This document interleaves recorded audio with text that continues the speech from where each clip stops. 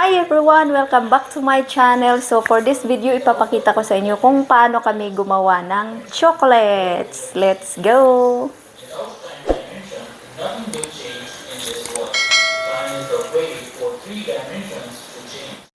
So ito siya guys. Ito yung ginagawa namin chocolate. Ito siya.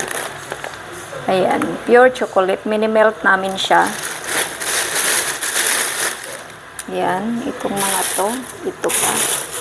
Ito yung mga gagawin namin. Tapos, ito yung mga box. Ito, mga box. Ito yung lagayan niya. Diyan. Ilagay namin to tapos ilagay sa box. Ilagay muna namin dito, pagkatapos ilagay na sa box for delivery. Tapos, ito yung mga hinahalo namin ito, Rice Crispy Puff. At saka yung almond blanche. At saka yung almond ito. Ito siya, hinahalo namin. Hinahalo.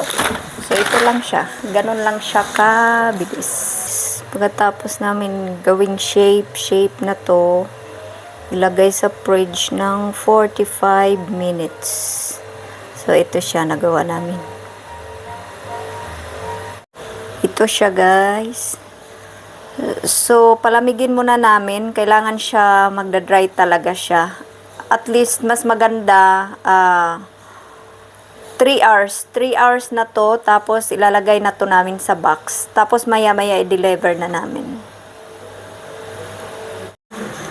Hi guys. So ito na po siya. Nilalagay na namin siya sa box. So ganito siya. Sa isang box po is 24 pieces. So, ganyan siya. Ganyan siya. Tapos,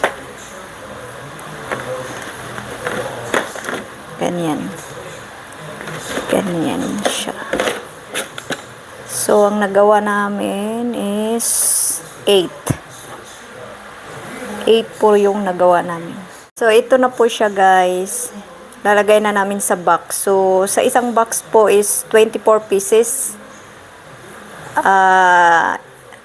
That is $35. Ayan siya. Ayan siya. 24 pieces sa isang box. Yan. Ito po siya. So, may laman na po itong mga to. Tapos, lalagyan na lang namin ng ribbon mamaya. Ayan. So, ganyan siya guys. Nalagay na namin sa box for delivery. So, may mga customer nang naghihintay nito. This one is ready for delivery. Wow. Okay.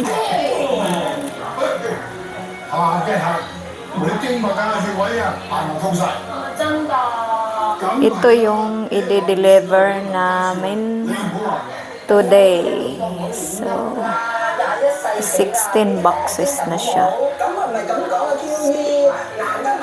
Yung apat wala pang ribbon.